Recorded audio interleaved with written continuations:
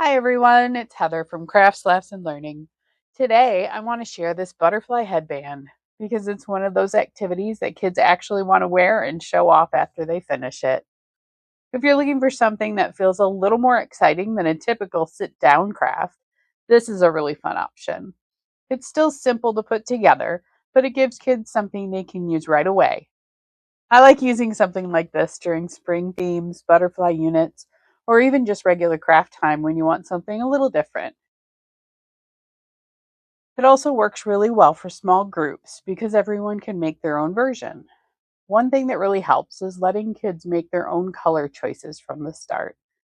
Even if you have an example, letting them go down their own direction makes each headband feel a little more special and keeps them more interested while they're working.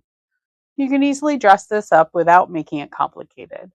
Adding a little glitter to the wings can give it a fun sparkle that kids love, and it doesn't take much to make it feel extra special.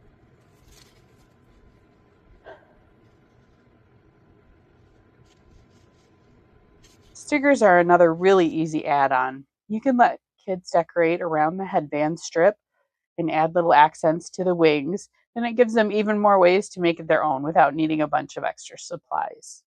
Another easy way to use this is to turn it into part of your day instead of just a standalone craft. Once they finish, they can wear it during story time, pretend play, or whatever you're doing next. It keeps the activity going without adding more work for you. It's also a great option for days when you want something hands on, but not overly complicated. You don't need a lot of materials, and it's easy to adjust depending on how much time you have. If you want to stretch it out a bit, you can break it into steps. Maybe color one day, assemble another day, and then wear it after that. It helps keep things calm and manageable, especially with younger kids.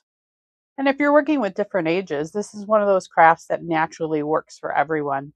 Younger kids can keep it simple, and older kids can add more detail and really personalize it. If you'd like to use this with your kids, you can grab it through the link in the description below.